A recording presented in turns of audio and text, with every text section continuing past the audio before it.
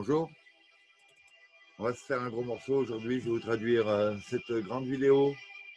S'intitule Physique des cristaux, avant, pendant et après, de Les Brown.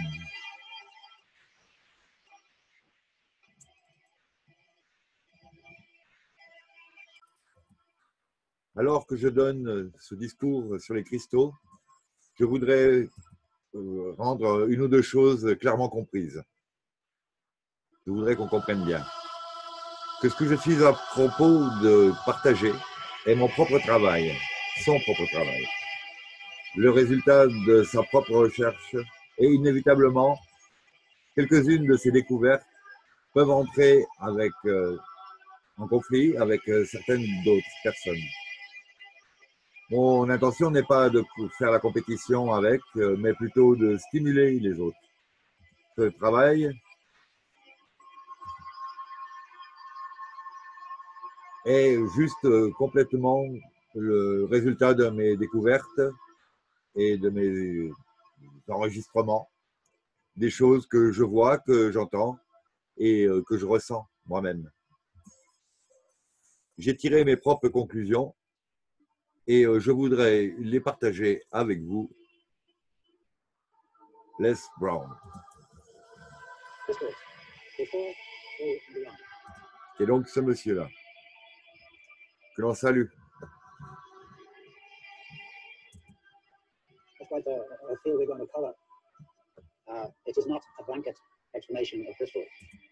Donc je suppose que je vais quand même pas faire une traduction mot à mot, à part quand ce sera nécessaire par côté technique peut-être. Mais donc je vais dérouler un petit peu et puis vous résumer ça. C'est une vidéo que je fais parce que ça tombe bien, ça fait un petit intermède entre la lecture des Wes Penray et c'est une vidéo que je voulais faire depuis longtemps parce que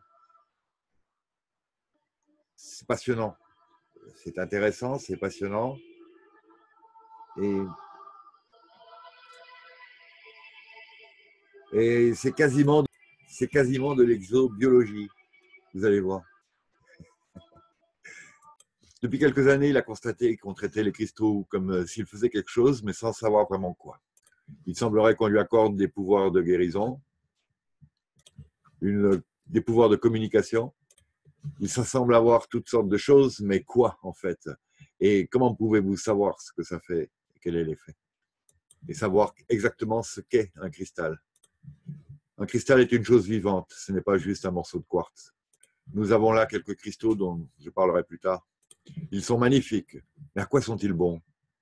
Nous devons jeter un œil à quels sont les outils que nous employons, où est-ce qu'on les emploie, est-ce qu'on les utilise seuls ou en conjonction avec d'autres? Nous devons savoir exactement ce que nous utilisons avant de faire quoi que ce soit de sensible avec eux. Si, tel que je l'ai fait, vous tentez des expériences au jugé, vous pourriez avoir des résultats de temps en temps. Des fois oui, des fois non d'ailleurs. Et ça, c'est parce que vous n'avez pas équilibré les choses. Parce que vous ne savez pas vraiment quel genre d'instrument, d'outil vous utilisez. Et à moins de ne savoir tout ça, on n'aura jamais rien de stable et de sûr. Avant que le cristal ne soit formé, quelque chose d'autre doit arriver. Il nous faut remonter dans le temps à l'origine de la création, décidément. Je vais vous parler du moment où ils ont été formés au début, jusqu'au moment où on va les employer. Donc au début, Dieu dit que la lumière soit. And there was light. Et la lumière fut. Now, when God made light, Quand Dieu fit la lumière, scientific way, I suppose the first light he made was his own energy. Je suppose que la première lumière qu'il fit fut son énergie propre. An energy that keeps it running all the time. And that energy is part and parcel of everything. Une énergie qui circule tout le temps et depuis lors. He created it with something. Lorsqu'il a dit qu'il a créé la lumière, il l'a créée avec quelque chose. Le magnétisme. Toutes les choses sont d'une seule substance de base. Elles sont toutes de l'électromagnétisme sous différentes formes. Si vous arrivez à accepter ça et me suivre, ça sera beaucoup plus facile pour me comprendre. Donc, tout est la même énergie, mais sous une forme différente. Et la lumière était un magnétisme tournoyant, tourbillonnant, qui spin, ou une toupie, jusqu'à qu'il en brille et devienne de la lumière. Les cristaux dont je vais parler viennent aussi de la lumière. Et la lumière elle-même étant un magnétisme, était à la fois le début et la fin. Si vous pensez à la lumière, pas uniquement comme étant la qualité du jour, mais plutôt comme quelque chose que l'on pourrait utiliser, je vais vous montrer qu'en fait, effectivement, la lumière crée d'autres choses. Et que de différentes quantités de lumière deviennent des choses différentes. Nous avons donc l'énergie sous forme de lumière. Et donc, si nous regardons ce schéma ici, qui illustre donc à gauche le Soleil, au centre des particules, et à droite, par exemple, une planète, je suppose. Les particules sont en fait animées, si vous constatez, par le dessus d'une spirale anti-horaire, et au pôle opposé, une spirale horaire.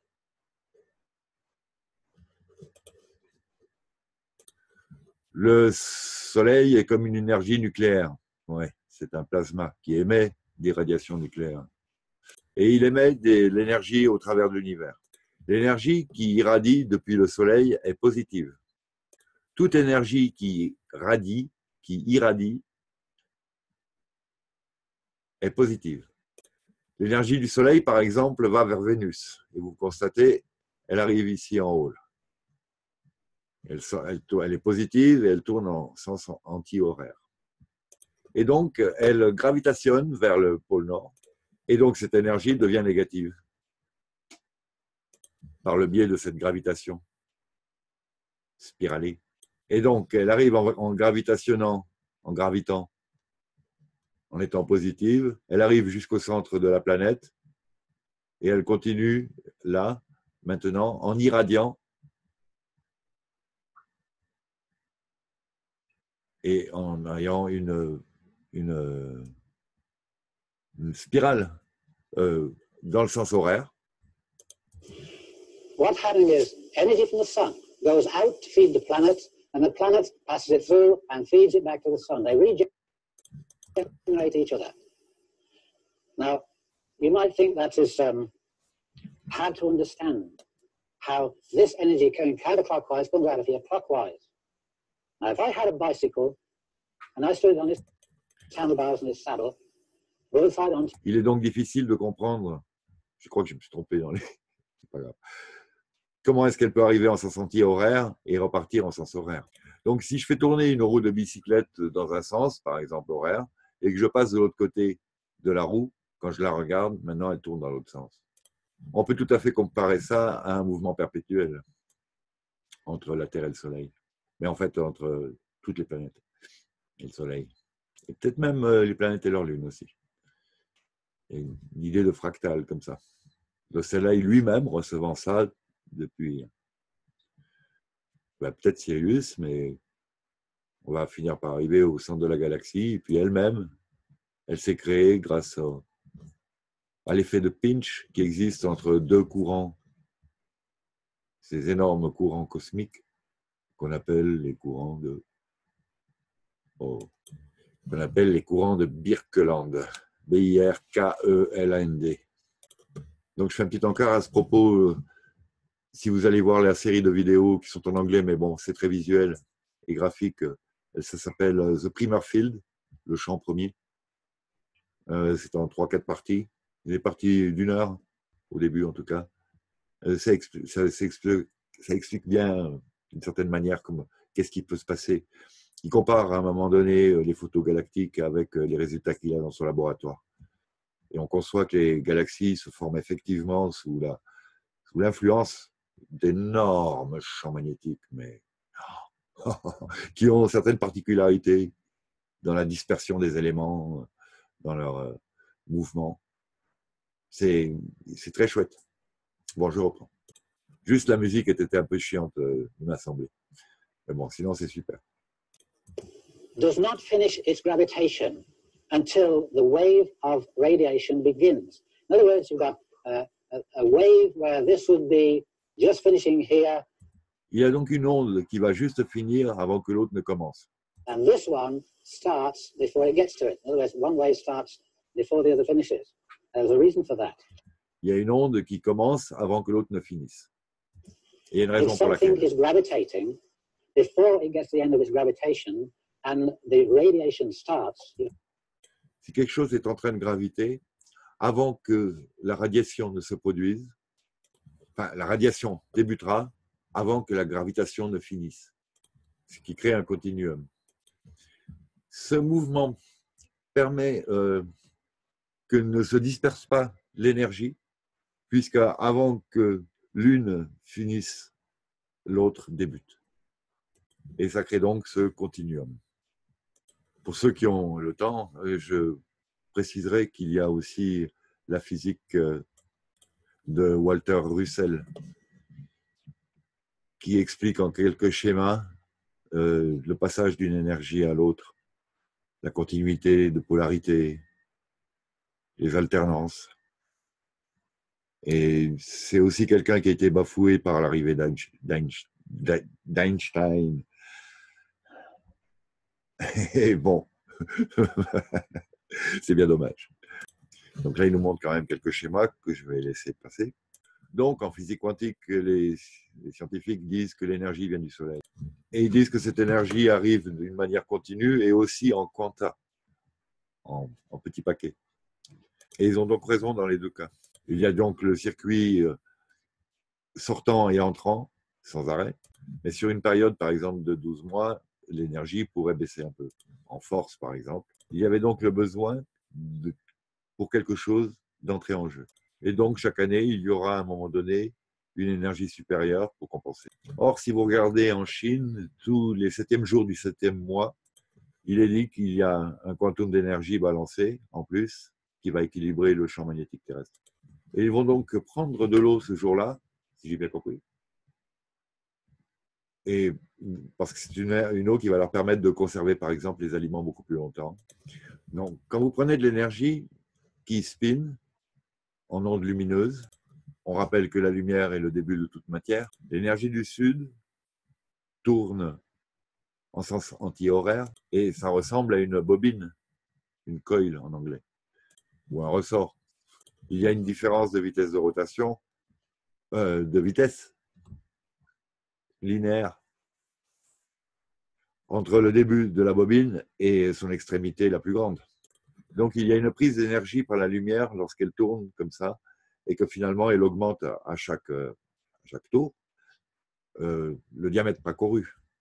Et à de divers intervalles de cette longueur d'onde lumineuse, puisque l'accélération augmente, il y a une gravitation en ce qu'on appelle la matière. Ce qui se passe dans l'univers, c'est que quand la lumière spin, elle concentre l'éther, la matière, le vide, mais bon, l'éther, qu'elle entoure. Elle comprime l'espace. Et donc la matière est vraiment de l'énergie qui comprime de l'espace. On peut dessiner une onde lumineuse comme ça et tracer une symétrie centrale, un axe. Et on peut aussi dessiner toute la table périodique des éléments le long de cette sinusoïde, en commençant par l'hydrogène, l'hélium là-haut. Et au fur et à mesure, on peut rajouter tous les autres éléments chimiques, hein, je veux dire, et même peut-être jusqu'à l'unapentium 115, l'élément 115, qui sert à l'antigravité, d'après Bob Lazar, et on peut lui faire confiance. On peut introduire là la notion d'octave, comme en musique.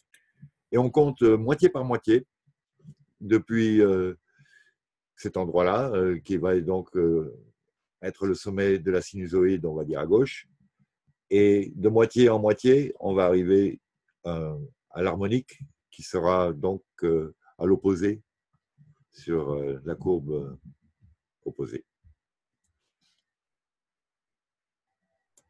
C'est donc ainsi que les éléments sont formés. Ah, il me semble que ça ressemble vraiment à la physique de Walter Russell. Je crois qu'il y a 2 L à Russell. Et donc, cette lumière fait de la matière parce qu'elle gravite. Et donc, il y a une spirale dans un sens et l'autre dans l'autre. Et il dit là, si j'ai bien compris, qu'on est quand même là dans un espace avant le temps. En fait, le temps ne se crée qu'à partir du moment où il y a de la matière, semblerait-il. Donc, prenons la Terre qui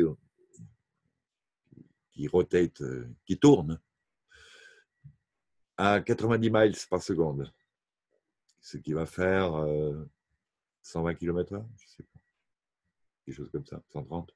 C'est miles à la seconde. La vitesse de la lumière est de 300 000 km/s. Tout ça ne fait qu'indiquer qu'il y a un temps. Tous les éléments doivent rester en équilibre. Vous ne pouvez pas avoir plus de gravitation que de radiation. Bon, on va résumer là. Chaque fois que vous voyez de la matière, pensez que c'était de la lumière. Dans la création, vous avez besoin de règles, de lois. Dieu a fait les lois de la nature. Par exemple, pour indiquer ces lois de la nature, regardons le dessin ici. C'est ce qui arrive quand on jette en fait une rondelle dans une soucoupe d'eau. Ça fait des ronds sur l'eau. Si vous arrivez à prendre une photographie au moment où il y a 10 cercles sur l'eau, et si vous multipliez par pi au cube la circonférence du premier cercle, vous obtiendrez la circonférence du quatrième cercle. Donc en fait, chacun des cercles s'agrandit l'un par rapport à l'autre de pi au cube. C'est par exemple une des lois de la nature. Si on prend le diamètre du cinquième cercle, par exemple, ça correspondra à la circonférence du premier. Donc tous les 5, le diamètre du cercle est égal à la circonférence du précédent. L'expansion de ces ronds sur l'eau n'ont rien de différent de l'expansion d'ondes radio. Elle se multiplie par le cube de pi, c'est une loi de la nature. Les formes aussi ont une importance. Si tout était en équilibre, rien ne bougerait. Donc il faut que quelque chose crée un déséquilibre de façon à ce que la nature réagisse pour revenir en équilibre. Donc on sort de l'équilibre, on y retourne et là on a créé le mouvement. Et en toute chose qui est en déséquilibre, il y a quelque chose de faux. C'est pour ça que la nature le remet en équilibre. La forme va influencer le mouvement. Prenez n'importe quelle forme que vous aimiez, eh bien, toutes les autres formes y seront incluses dedans. Il n'y a pas de formes qui ne contiennent pas les autres formes en elles. Par exemple, là, nous avons un cercle qui inclut un hexagone, qui contient lui-même 6 autres sphères ou cercles avec une autre centrale. Dans le spectre lumineux, nous avons 6 couleurs et une au centre. Celle du centre est la lumière pure. Si vous faites spinner une lumière, il n'y a que quand vous la ralentissez et la faites réfracter d'une manière ou d'une autre, vous avez les couleurs qui en ressortent. Donc, vous avez l'énergie qui arrive sur la Terre et qui est donc distribuée. Quand la lumière tourne, elle devient pure lumière. Anything like that, you bring it back down to the one. All these 6, they come back down to the one. Now let's take the speed of light. If you were to find the... Si on prend la vitesse de la lumière et qu'on en extirpe la racine carrée, on obtient le 1 au bout de 24 fois. Tout vient du 1 et retourne au 1. C'est un peu abscon, là. And one by one, we put them into use. But to carry on with the matter was locked in form, locked in form, we have energy entering the earth. Donc là, il dit qu'on a effectivement l'énergie qui arrive, qui rentre dans la Terre et qui va être diffusée. And it's distributed, like you can take electricity into a building. Et la Terre a une sorte de réseau. Et là, vous pouvez encore voir que toutes les formes dont je vous ai parlé sont incluses dans le cercle. Et donc, vous pouvez constater que les hexagones se répètent de plus en plus petits à l'intérieur. Et donc, si vous prenez de l'énergie et que vous la balancez en vrac, vous aurez plus, au final, d'énergie au centre que vous n'en avez dehors. Vous n'aviez dehors. Si vous arrivez à produire une gravitation énorme sur un noyau simple, atomique, vous allez augmenter son potentiel. Donc en fait, au fur et à mesure de gravitation, on va passer du niveau de l'hydrogène jusqu'aux métaux les plus lourds. Les plus lourds et les plus solides, si l'on peut dire. Et le plus ils sont solides, le plus ils ont d'énergie. Autour du noyau d'un atome, vous aurez un champ de force. Et autour de celui-ci, un champ magnétique. Ceci en cercle, comme des ondes de tout à l'heure. Quand vous mesurez l'énergie de quel que soit l'atome, on mesure toujours depuis la surface du noyau jusqu'au champ, et non pas depuis le centre du noyau. Et ces rayons vont vous donner une notion approximative de la force de votre champ. Donc, si on fait un rapport avec les gens qui voient l'aura, le plus l'énergie est compacte, le plus elle est forte. Bon, on va bientôt arriver à parler des cristaux. On peut discerner, encore quelques exemples avant d'attaquer, des triangles dans le réseau terrestre. On a découpé la planète en 20 triangles. Et donc, le fait est que dans l'étoile, ces deux triangles ne se touchent pas et que si vous inversez sur un triangle son image, vous obtenez ça. Donc, des étoiles de Salomon, on va dire. Des hexagrammes. Oui, l'étoile de David, pas le sceau de Salomon, j'ai rien dit. Donc, au-delà du fait que c'était soi-disant le logo sur la bannière du roi David. Et donc, tout ceci pour dire qu'il y a une influence entre une plaque d'un côté et celle de l'autre, à l'opposé, aux antipodes. Il faut bien concevoir que ces triangles ne sont pas plats, en fait, ce sont des pyramides. Donc, imaginez des cônes comme ça, dont la pointe serait plantée dans la terre, vers le centre. 20 pyramides comme ça, de façon à former un icosaédron. Donc, du dehors, on verra l'énergie qui gravite, comme il a dessiné ici, gravitant vers le centre de cette manière, comme il l'a dessiné. Puis, il va continuer son chemin en symétrique. Et donc, vous créez une sorte de situation comme dans une barre d'aimant, où le centre est neutre et où les deux extrémités sont polarisées. Si la lumière bâtit les choses, tâchons là de la partager, de la définir en la divisant. Il a donc construit un triangle. Il a mis aux angles des petites pyramides tétraédriques. On peut dire qu'elles se regardent l'une l'autre. Vu un peu du dessus, en biais, ça donne ça. Elles ne font que 9 inches de haut, ces petites pyramides. 9 inches, 18 cm, je ne sais pas, 16. Et elles ne sont faites que de fils. Il n'y a que les arêtes de dessiner, en fait. Mais la forme qu'elles ont est très importante et a une influence.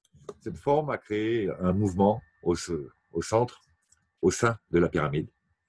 Et chaque mouvement est rentré en coordination, si on peut dire, avec celui des autres. Comme s'il y avait une conversation d'un pôle à l'autre. Il a donc disposé un bras sur le côté avec une pièce de zinc attachée à un petit bout de ficelle. Il se passe qu'il y a un courant d'électrons de l'une à l'autre. Et en fait, la pièce de zinc va détourner ses énergies en les attirant. Tout le monde pense que le zinc est un métal pur. Or, il s'avère qu'au bout de 3 semaines, et au bout de 3 semaines, à force de recevoir des électrons, elle a expulsé des protons. Et il n'y avait plus par terre qu'un petit tas de poussière. Et à l'analyse, cette poussière était du sale calcium, du calcium sale. Et donc, la différence de poids atomique qu'il y avait entre le zinc, la poussière, ça a donné un chiffre qui est à 25, je crois, et à peu près. Et il a fait le dessin à peu près, et les valeurs aussi. Et il a recherché dans la table périodique des éléments à quoi correspondait, mais il n'a rien trouvé. Donc, il a eu l'idée que ce qu'il avait enlevé, en fait, c'était de l'énergie. Et au bout de 6 semaines, en recommençant la même expérience de mettre toute cette petite poussière au centre, au bout de 6 semaines, ce qu'il a obtenu, c'était de l'aluminium. On est donc passé du zinc au calcium à l'aluminium, à froid, en 6 semaines, en 9 semaines. 3 d'abord, puis 6 après. Il y a quelque chose de rigolo, c'est qu'on dit souvent aux gens qui n'ont pas assez de calcium dans leur système, et on leur dit en même temps de ne pas cuire dans les casseroles en aluminium, car c'est mauvais pour la santé. Mais ce qui est drôle, c'est que dans les tablettes de calcium, en fait, il y a de l'aluminium, vu comme ça, dans son alchimie, évidemment. Et donc là, il va nous donner quelques chiffres pour son équation, avec le poids d'un électron. Et donc le fait que l'hydrogène, c'est 770 électrons. Et donc, si on prend le poids d'un électron qui est de 0,00139 et qu'on le divise par n'importe lequel des éléments qu'il y a sur la table périodique, on peut trouver le contenu électronique magnétique. Et je vais garder pour une seconde vidéo la partie où il va rentrer à l'intérieur des cristaux maintenant. Enfin, disons que tout ceci, c'était une mise en bouche, un échauffement pour nous amener dans le milieu de la physique lumino-cristalline et son électromagnétisme. Merci d'avoir suivi. À la prochaine.